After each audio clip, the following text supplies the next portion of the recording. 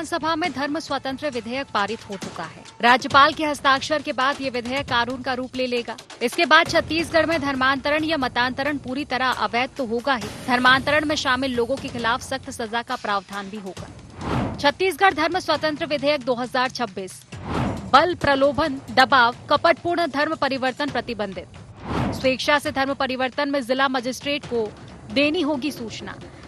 धर्मांतरण की जानकारी सार्वजनिक रूप से प्रदर्शित की जाएगी।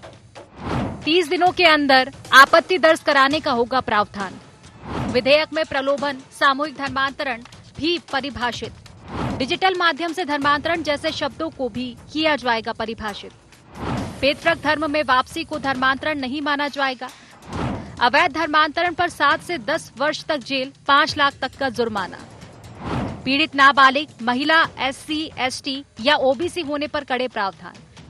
10 से 20 वर्ष तक जेल और 10 लाख तक का जुर्माना। सामूहिक धर्मांतरण में 10 वर्ष से लेकर आजीवन कारावास। सामूहिक धर्मांतरण में 25 लाख तक के जुर्माने का प्रावधान। विधेयक के तहत अपराध अजामानतीय होंगे। मामलों की सुनवाई विशेष न्यायालय में की जाएगी। छत्तीसगढ़ विधानसभा में धर्म स्वतंत्र विधेयक पेश होते ही हंगामा देखने को मिला। विधेयक पेश होने पर विपक्ष ने आपत्ति जताई। नेता प्रतिपक्ष डॉक्टर चरणदास महंत ने कहा कि विभिन्न राज्यों के 11 ऐसे मामले सुप्रीम कोर्ट में लंबित है, इसीलिए इस कानून को पेश करने की अनुमति नहीं दी जानी चाहिए। दूसरी ओर उप मुख्यमंत्री विजय शर्मा ने कहा कि सुप्रीम कोर्ट ने न कोई स्टे दिया है, न नए कानून बनाने पर रोक लगाई है, इसीलिए विधेयक सदन में प्रस्तुत किया जा सकता है। आसंदी ने विपक्ष की आपत्तियों को खारिज कर दिया। इसके बाद प्रतिपक्ष ने पूरे दिन की कार्यवाही का बहिष्कार कर दिया। उप मुख्यमंत्री विजय शर्मा ने कहा कि हर बार विपक्ष इसी तरह का रवैया अपनाता है। विपक्ष के इस रुख को बहिर्गमन नहीं, पलायन कहा जाना चाहिए। विपक्ष की गैर मौजूदगी में सत्ता पक्ष के सदस्यों ने विधेयक के समर्थन में अपनी बातें कही। चर्चा के दौरान सत्ता पक्ष के सदस्यों ने धर्मांतरण के तौर तरीकों पर भी जमकर प्रहार किए। अपने क्षेत्रों में धर्मांतरण से जुड़े कई घटनाओं की भी जानकारी दी। विपक्ष जहां इस विधेयक का विरोध कर रहा है, तो वहीं उप मुख्यमंत्री विजय शर्मा ने कहा कि विधेयक पारित होने के बाद छत्तीसगढ़ में धर्मांतरण को रोकने में मदद मिलेगी। 11 राज्यों के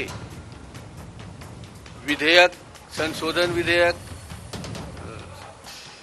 ऊपर सुप्रीम कोर्ट में जो हमारी सबसे बड़ी अदालत है वहां विचाराधीन है। उस पर कोई निर्णय नहीं आया है। अब तक ऐसे किसी भी प्रकरण में ये मान्यता है ये कि विधानसभा में चर्चा नहीं करना चाहिए कि धर्म स्वातंत्र विधेयक पर जो चर्चा करना चाहते हैं आप, राष्ट्रपति के द्वारा वापस किया गया है। किन किन आपत्तियों के कारण वापस किया गया है आप तो भेज दिए थे वहाँ, तो इसे राज्यपाल ने भेज दिया था राष्ट्रपति जी के यहाँ और राष्ट्रपति जी ने आपको वापस कर दिया। तो कौन कौन 3 आपत्ति है? धर्मांतरण करता जो है उन धर्मांतरण करता अपने पंजीयन उनको कराना पड़ेगा और वो जितना भी वित्तीय वर्ष में धर्मांतरण कर रहे हैं उसका स्वयं उनको संधारण करना होगा। उनको अपने वित्तीय व्यवस्था को भी जानकारी देनी होगी कि वो कहाँ से वो धनराशि लेकर के आ रहे हैं, यह भी उनको करना होगा। अगर कोई इस पर प्राप्त करता है तो अवैध धर्मांतरण हेतु धन के लेन देन में 10 से 20 साल तक का कारावास है और न्यूनतम 20 लाख रुपए तक का जुर्माना है। अनेक किसी डर आदि से अगर ये कराया जा रहा है तो 10 से 20 वर्ष तक का कारावास है। अगर कोई एक व्यक्ति एक बार धर्मांतरण की प्रक्रिया में अवैध करता हुआ पकड़ा गया है लेकिन फिर दोबारा करता है तो आजीवन कारावास है। ऐसे अनेक प्रावधान इसमें है।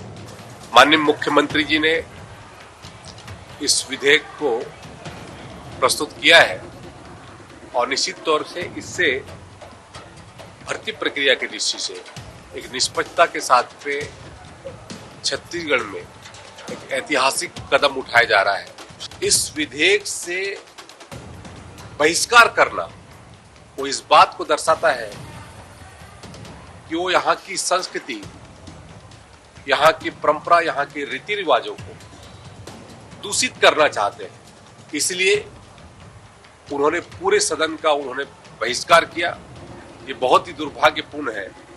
छत्तीसगढ़ में धर्मांतरण को लेकर लंबे समय से बवाल देखने को मिल रहा है। प्रदेश के कई स्थानों पर धर्मांतरण और मतांतरण को लेकर विवाद की स्थिति बनी है। अब इस मसले पर विधानसभा ने ठोस विधेयक को मंजूरी दे दी। विधेयक के विरोध में विपक्ष भले सदन से बाहर रहा, इस मुद्दे पर जमकर सियासत देखने को मिली। ऐसे में ये तय है कि इसके परिपालन को लेकर भी सियासी दल आमने सामने होंगे। लेकिन राहत की बात ये है कि सुनियोजित ढंग से धर्मांतरण का खेल रहे लोगों पर शिकंजा कसेगा। रायपुर से अद्वैत नाइक की रिपोर्ट।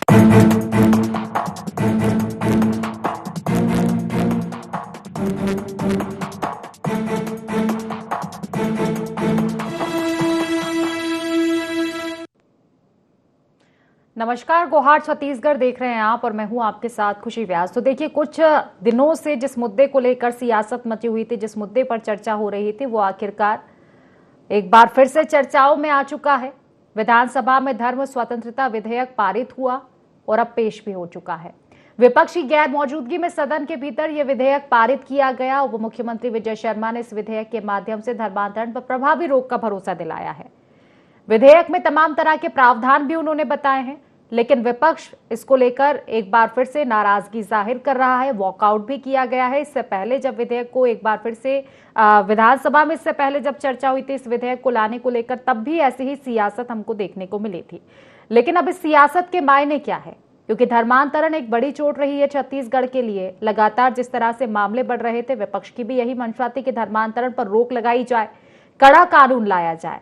अब जब कानून लाया गया है तो विपक्ष को क्या आपत्ति है, सत्ता पक्ष का क्या कहना है इसको लेकर, आज इसी को लेकर हम चर्चा करेंगे। लेकिन उससे पहले जान लेते हैं गोहार पॉइंट्स क्या हैं।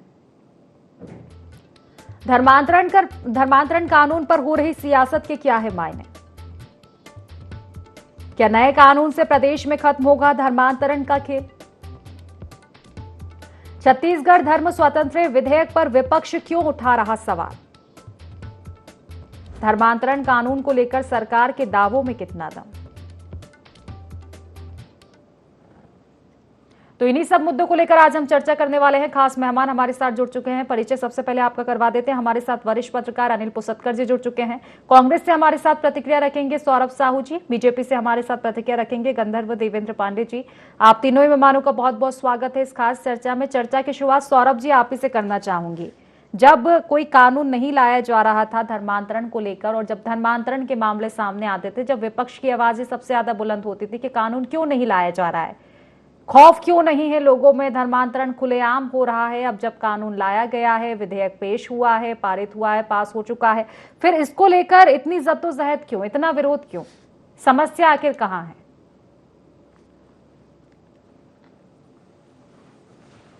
खुशी जी, सबसे महत्वपूर्ण समस्या तो देखिए परिपालन का है। जैसे कि आपके भी गोहार पॉइंट में मैं सुन रहा था, सबसे महत्वपूर्ण बात है परिपालन की। कानून तो अभी भी है धर्मांतरण को लेकर के, तो जितना भी अभी जो कानून है उसका भी अगर पिछले 2 साल में आप देखेंगे तो हम तो पूछना चाहते हैं सत्ता पक्ष से अभी कि कितना पालन उन्होंने किया, कितने जो केसेस थे वो जबरिया धर्मांतरण के वो जो सरकार है वो रोक पाई। क्योंकि हम तो लगातार देख रहे हैं ना कि छत्तीसगढ़ के बहुत सारे जिलों में हर कोने पे जो धर्मांतरण के मामले हैं, जबरिया धर्मांतरण के मामले हैं और उससे होने वाली हिंसा के मामले हैं, वो लगातार ये पिछले 2 साल 2.5 साल में बढ़े हुए हैं। आप आमागेड़ा की घटना याद कर लीजिए, भानु प्रतापपुर के हिंसा की घटना याद कर लीजिए। तो लगातार जो है वो ये सरकार जो अभी लागू कानून है उसको उपयोग करके धर्मांतरण की जो घटनाएं हैं उसको रोकने में कामयाब नहीं हो पा रही है। तो जो नया कानून है वो किस तरीके से लागू होगा और किस तरीके से उसका परिपालन होगा, ये सबसे बड़ा सवाल है। दूसरा महत्वपूर्ण बात, आप देखिए कि रमन सिंह जी के सरकार में फिर इसी तरीके का एक विधेयक लाया गया था। विधानसभा में तो पारित हुआ, लेकिन राजभवन में आज तक वो अटका हुआ। तो ये क्या बीजेपी के प्रवक्ता इस बात की आपके सम्मानित चैनल में गारंटी देंगे कि ये इसका भी हाल उसी तरीके से नहीं होगा कि जिस तरीके से 20 साल से राजभवन में अटका हुआ है? कांग्रेस के शासनकाल के भी बहुत सारे ऐसे विधेयक हैं जो जनहित के विधेयक हैं, चाहे वो पिछड़ा वर्ग को 27% आरक्षण की बात हो, उस पर भी आज तक विचार नहीं हुआ है। तो राजभवन में तो इस तरीके से मामले लंबित हैं। तो हमारी तो जो सवाल है, हमारा जो सवाल है वो यही है कि वो राजभवन की कार्यप्रणाली है वो किस तरीके से सुधरेगी और किस तरीके से जो राजभवन की इसमें प्रतिक्रिया आती है वो एक महत्वपूर्ण देखने वाला विषय है। हमारे हिसाब से ये जो पूरा कानून है ये तो पुराना ही कानून है, नए रैपर में है खुशी जी। और कुछ जो प्रावधान है वो निश्चित रूप से इसमें जो सजा बढ़ाने के प्रावधान है और जो जुर्माने के प्रावधान है वो कुछ नए इसमें आकर के बढ़े हुए हैं। लेकिन सबसे महत्वपूर्ण बात यह है कि इसका परिपालन किस तरीके से सत्ता पक्ष करा पाएगा, ये सबसे सोचनीय विषय है यहाँ पर। ठीक है, गंधर्व जी से प्रतिक्रिया ले लेते। गंधर्व जी, देखिए चर्चाएं तो काफी हुई है, पहले भी 2006 में भी ये चर्चाएं हुई, दावे किए गए, लेकिन रिजल्ट क्या निकला?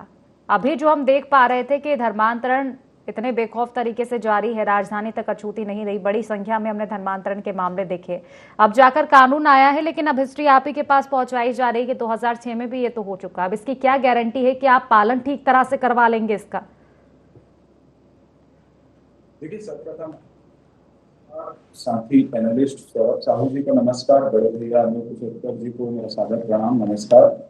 और आपके सभी दर्शकों को चैत्र शुक्ल प्रतिपदा हिंदू नववर्ष की हार्दिक बधाई, ढेर सारी शुभकामनाएं। इसके साथ ही साथ आज छत्तीसगढ़ के लिए एक ऐतिहासिक दिन। छत्तीसगढ़ के इतिहास के पन्नों में अगर कहीं लिखा जाएगा, किसी मुख्यमंत्री ने अगर कोई ऐसा कानून लाया जो यहाँ पर कुप्रयासित लंबे समय से यहाँ पर डेमोग्राफी बदलने का चल रहा था, उसके विरुद्ध एक उनके ताबूत में, मिशनरियों के ताबूत में आखिरी की रोकने का काम किया, तो माननीय विष्णुदेव साय जी ने। दूसरी ओर सौरभ साहू जी कह रहे थे ऐसा कानून पहले भी लाया गया, तब केंद्र में किसकी सरकार थी, तब आप लोग ने अनुमति क्यों नहीं दी? भाई पहले का आया, उसमें अभी क्या अपडेट आया ताजा, उनकी उसकी भी जानकारी ले लेते। क्या वो निरस्त हो गया है कि अभी भी है? अगर आप करंट न्यूज देख रहे होंगे तो आपको जानकारी होती। दूसरी ओर मैं ये बताना चाहूंगा, विधेयक जब लाया गया तो कांग्रेस के लोगों ने इसका बहाना बना के बहिर्गमन कर दिया, और यहाँ बैठ करके कांग्रेस के प्रवक्ता मीडिया के चैनलों में अपना दुख दर्द बता रहे हैं कि ऐसा धर्मांतरण होता है तो हमको बड़ी पीड़ा होती है। जब कांग्रेस के विधायक को जनता ने चुन करके सदन में भेजा था तो वहां पर खड़े होकर के मुस्तैदी से बताना था, हाँ मेरे यहाँ भी धर्मांतरण हो रहा है, मेरे यहाँ भी धर्मांतरण हो रहा है, जैसा कि सत्ता पक्ष के विधायकों ने किया। पर कांग्रेस ने बहिर्गमन का रास्ता चुना, क्योंकि उन्हें केंद्र में बैठे लोगों को, अपने दिल्ली में बैठे लोगों को खुश करना था।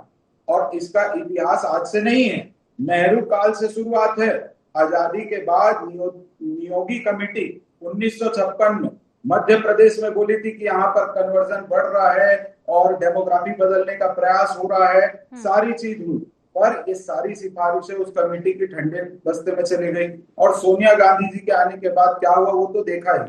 और जब भूपेश बघेल जी की सरकार थी तो इनको ऐसा छूट प्राप्त था कि 5 साल तक ना किसी मिशनरियों के ऊपर कार्रवाई, और अगर कोई हिंदू सेना के लोग, बजरंग दल के लोग, हिंदुत्व का कार्य करने वाले लोग वहां विरोचन करने तक के चले जाए तो उन्हीं को जबरिया जेल में ठूस दिया जाता था। और पूर्व मुख्यमंत्री कहते थे कि ये बजरंग दल के गुंडे हैं, ये बजरंग दल के लोग यहाँ पर सामाजिक हिंसा फैला रहे हैं। तो कहीं ना कहीं पूरा ढाल बन करके सरकार उन मिशनरियों के लिए उस समय कार्य कर रही है। आज आदरणीय विजय शर्मा जी ने इस विधेयक को पेश किया। इसमें निश्चित तौर पे आजीवन कारावास तक की सजा को सुनिश्चित किया गया है। अगर मास धर्मांतरण किया जाता है, अलग अलग हिस्सों को लिया गया है, अगर विवाह के 3 माह पूर्व या 3 माह बाद धर्मांतरण किया जाता है तो वो अवैध है, अगर सूचना नहीं दी जाती तो वो अवैध है, सब में सजा का प्रावधान। और अगर विदेशी फंडिंग लेके भी किया जा रहा है तो उसमें भी सजा।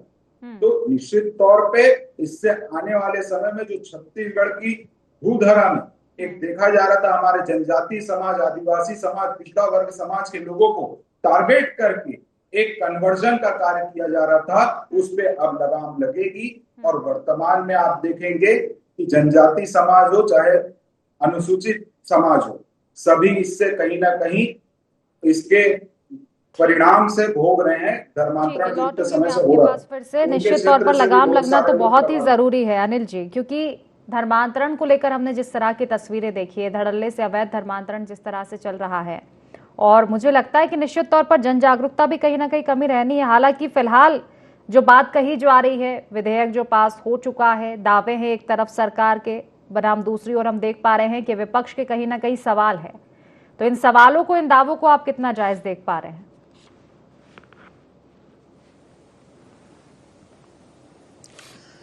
नहीं, देखिए खुशी, इस विधेयक का आना, इस कानून का आना बहुत जरूरी था। और जब तक ये नहीं आ रहा था तब तक कांग्रेस ये जरूर सवाल उठा रही थी कि कानून कहाँ है, कहाँ है, कानून कहाँ है। अब आ गया है तो फिर उसमें मीन मेख निकाले जा रहे हैं। अब देखिए, इसमें कांग्रेस का जो स्टैंड है या सौरभ का जो सवाल है, इसका एग्जीक्यूशन कैसा होगा, ये बहुत महत्वपूर्ण है। ये तो होना ही चाहिए कि कानून तो सारे बने हुए हैं, हर चीज के लिए कानून बने हैं, लेकिन उसका पालन नहीं होता है, इसीलिए तो वो अपराध होते हैं या घटित होते हैं। छत्तीसगढ़ में बहुत जो धर्मांतरण जो है वो बहुत बड़ी बीमारी के रूप में सामने आ रहा है। अभी हाल ही में धर्मांतरण के एक मामले में नाम आया पास्टर शेंडे। अगर नाम ना रखे उसमें, जोड़ दे, हटा दे, तो शेंडे से आप क्या समझेंगे? क्या समझते हैं कि आप ईसाई है वो? ये बहुत खतरनाक है। पहले जब धर्मांतरण होता था उसका स्टाइल अलग था। धर्मांतरण होते ही लड़के का नाम बदल दिया जाता था। अगर महिला है तो उसके सुहाग चिन्ह हटा दिए जाते थे। अब वो जो भी नाम हो उससे तत्काल वो फिर एक्का, टोप्पो या क्रिस्टोफर या एलिजाबेथ, ये सब नाम हो जाते थे। अभी आप वही के वही नाम रख के, धर्म चिन्ह रख के, अपनी आइडेंटिटी डिस्क्लोज ना किए हुए भी ईसाई बन सकते हैं। और ये जो बीमारी है जो वन क्षेत्र में थी, वो वन क्षेत्र से निकलकर मैदान में आ गई और सबसे ज्यादा जो है टारगेट में है तो ओबीसी हैं। तो ऐसी स्थिति में इस कानून का आना अच्छी बात है। हाँ, अगर कांग्रेस ये सवाल अगर कुछ कर रही है, उनकी कुछ क्वेरीज है, उनको कोई डाउट है, तो डाउट क्लियर करना सरकार का काम है। सरकार को इसमें जो है डिबेट करना था। अब उसमें एक बात और है, कांग्रेस डिबेट में रहती नहीं, वॉकआउट कर देती है। वॉकआउट कर देना मतलब हो सकता है कांग्रेस की अपनी पॉलिटिक्स हो, अपनी टैक्टिक्स हो, लेकिन वॉकआउट करना तो मेरे हिसाब से आपको वॉकओवर दे देना है कि भाई लीजिए, आपको जो करना करिए। तो आप तो मनमानी करने का मौका दे रहे हो, उसके बाद चिल्ला रहे हो कि नहीं गलत हुआ गलत हुआ। आपको उसका विरोध वहीं के वहीं करना चाहिए था और उसके बाद जो बात होती तो समझ में आता। देखिए, ये धर्मांतरण छत्तीसगढ़ में खास करके जो वनवासी क्षेत्र हैं, जो भानु प्रतापपुर, जिसका सौरभ ने उल्लेख किया, अभी हिंसा हुई हाल में, कांकेर डिस्ट्रिक्ट है, यहाँ इस कदर ये बड़ी बीमारी बन के सामने आ रहा है। वहां से नक्सलवाद तो जा रहा है, लेकिन नस्लवाद आ रहा है। नक्सलवाद को रिप्लेस कर रहा है नस्लवाद। वहां पे अगर कोई धर्मांतरित व्यक्ति है तो उसको गांव वाले आदिवासी जो है अपने गांव में उसको जमीन में दफनाने की अनुमति नहीं देते। वो उनको उस बात को लेकर वहां पे दंगे हो रहे हैं, फसाद हो रहे हैं, हिंसा हो रही है। तो ये अगर स्थिति गांव-गांव में रहेगी तो गांव-गांव में नस्ल भेद का तो वो अखाड़ा हो जाएगा। हाँ। तो इसलिए ये कड़े कानून की आवश्यकता तो थी। हाँ, इस बात पर जरूर विचार किया जाना चाहिए, इसका एग्जीक्यूशन कैसा होता है, फैक्ट जो है कैसे उसके सामने आते हैं, जो इनके डाउट्स है कांग्रेस के वो क्लियर किए जाने चाहिए। और ये जो है एक अच्छा कदम है सरकार का। अगर ढंग से उस पर क्रियान्वयन होता है तो प्रदेश के लिए अच्छी बात है। लेकिन एक जन जागरूकता नहीं लगता अनिल जी कि वो भी कहीं ना कहीं एक अहम मुद्दा रहेगा, क्योंकि ये प्रावधान किए गए हैं, प्रलोभन देकर अगर किया जाएगा उस पर सजा के प्रावधान है, तमाम तरह के प्रावधान है, लेकिन एक ब्रेन वॉश नाम की भी चीज होती है। अगर ब्रेन वॉश किया जाएगा, स्वेच्छा से किया जाएगा, जन जागरूकता की मुझे लगता है कि कहीं ना कहीं एक अपील सरकार को करनी चाहिए इस मामले में। नहीं, बिल्कुल मैं आपसे सहमत हूं। इसमें इस धर्मांतरण के मामले में जन जागरण बहुत ज्यादा जरूरी है। देखिए, आप कहीं भी किसी सभा में जाते हैं, वहां अगर आपको आश्वासन दिया जाता है कि आपकी ये बीमारी ठीक हो जाएगी, हाँ। तो कोई भी पीड़ित व्यक्ति है वो प्रलोभन में आता है। फिर सिर्फ देखिए, जो प्रलोभन सिर्फ यहाँ पे बीमारी का नहीं है, नौकरी का भी है। आपको याद होगा खुशी जी, आपके चैनल में भी बहुत डिबेट हुआ, आपने बहुत प्रमुखता से उस मामले को उठाया था। केरल की 3 नन जो है वो आई थी नारायणपुर। अब आप बताइए, केरल की 3 नन जो है नारायणपुर आती है, वहां से 3 लड़कियों को लेकर नौकरी दिलाने के लिए वो हरियाणा जा रही है।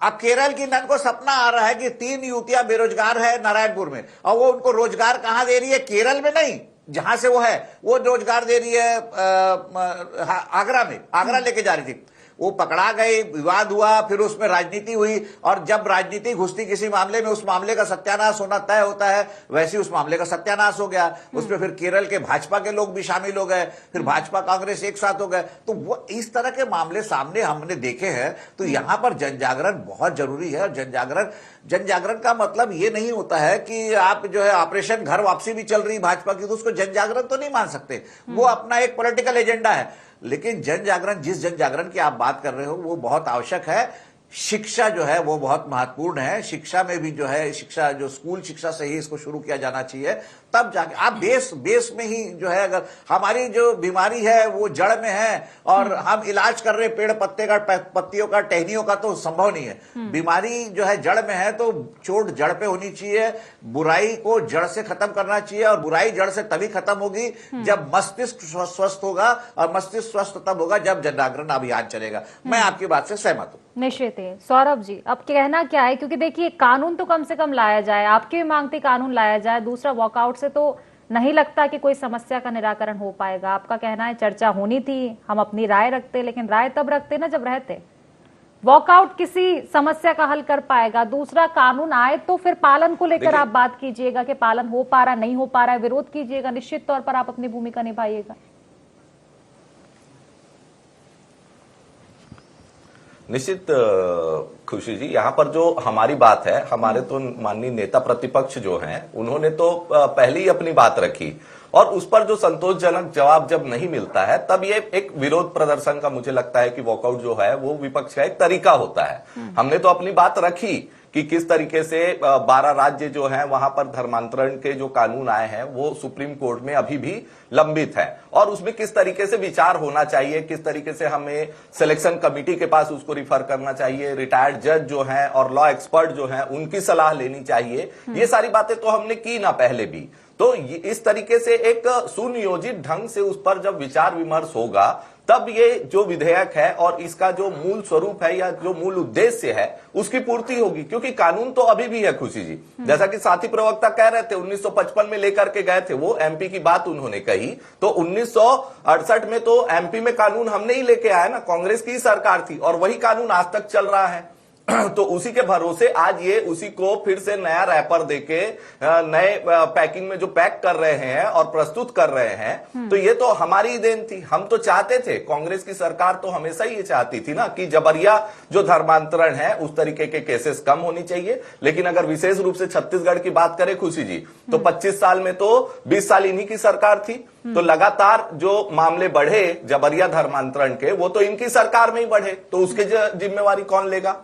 ये बता दें कि जुदेव जी जो हैं वो घर वापसी का जो कार्य कर रहे थे वो क्यों कर रहे थे? मैं इस बात से सहमत हूं, वरिष्ठ पत्रकार जी ने जो बात कही कि वो पूरी के पूरा राजनीतिक एजेंडा था इनका, ध्रुवीकरण करके ये किस तरीके से ये जाति और धर्म के आधार पर अपना राजनीतिक जो प्रोपोगंडा और एजेंडा है ये पूर्ति करते हैं। ये बीजेपी का चरित्र है। हम चाहते हैं कि इस पर निश्चित रूप से कड़क कानून बने और उसका परिपालन ढंग से हो, ताकि ये जो पिछले 2 साल में इतनी सारी अप्रिय घटनाएं हुई है, उस तरीके की कोई घटनाएं खुशी जी बिल्कुल भविष्य में रिपीट नहीं होनी चाहिए। सभी दर्शकों को बताना चाहूंगा, और अगर कोई धर्म परिवर्तित व्यक्ति है जिन्होंने 10-20 साल पहले अगर अपना धर्म परिवर्तन किया है, तो इस नए धर्म स्वतंत्रता विधेयक में ये है, गंधर्व जी प्रावधान नहीं जानते, प्रावधान की हमारे पास लिस्ट है, क्या कुछ प्रावधान किए गए हैं, सवाल ये पालन कितना हो पाएगा?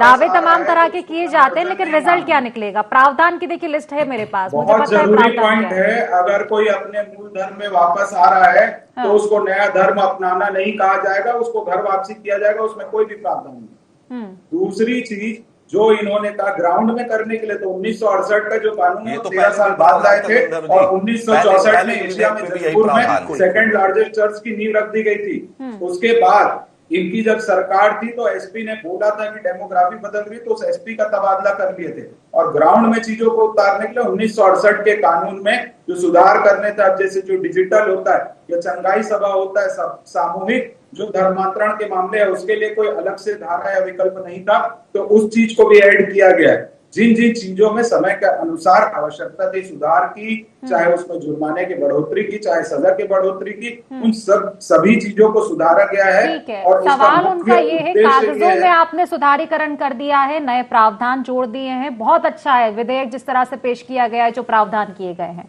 जमीनी हकीकत क्या नजर आएगी? पालन हो पाएगा? निश्चित तौर पे पालन हो पाएगा।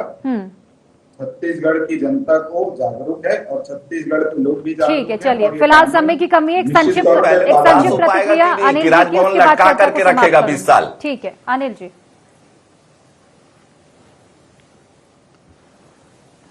नहीं देखिए, एक महत्वपूर्ण सवाल तो ये भी है जो सौरभ उठा रहे हैं, वो बहुत बड़ा प्रश्न है। बिल पेश तो हो गया, पास होगा कि नहीं होगा राजभवन जाने के बाद, ये महत्वपूर्ण है। क्योंकि रमन सिंह के भी सरकार में हुआ था, उसके पहले अजीत जोगी की सरकार में भी हुआ, तो बहुत सारे विधेयक तो वहां पे अटके हुए हैं। तो ये अगर बिल अटक जाएगा तो फिर बात दूसरी है, लेकिन अगर अटक के निकल आता है तो राज्य के लिए एक बड़ा अच्छा कदम हो सकता है। उसका पालन जो है वो बहुत अच्छी तरीके से होना चाहिए, सुनिश्चित किया जाना चाहिए सरकार को। बाकी कोई ये कदम जो है राज्य के हित में है और ये बहुत जरूरी कदम भी है। निश्चित तौर पर राज्य के हित में, लेकिन बस वही बात है कि रिजल्ट क्या कुछ आ पाएगा, इस बार अटकेगा, नहीं अटकेगा, और नहीं अटकेगा तो उसके बाद की क्या कुछ प्रक्रिया रहती है, क्रियान्वयन किस तरह से हो पाए। कुल मिलाकर फिलहाल समय की कमी, इसलिए चर्चा को ही समाप्त करना पड़ेगा। आप तीनों मेहमानों का बहुत बहुत शुक्रिया चर्चा में जुड़ने के लिए।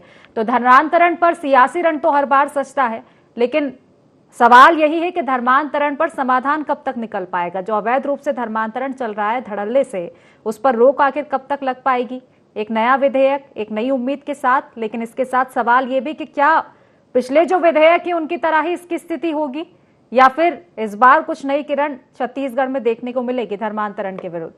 तो फिलहाल गुहार छत्तीसगढ़ में इतना ही। बने रहिए IND 24 के साथ। नमस्कार।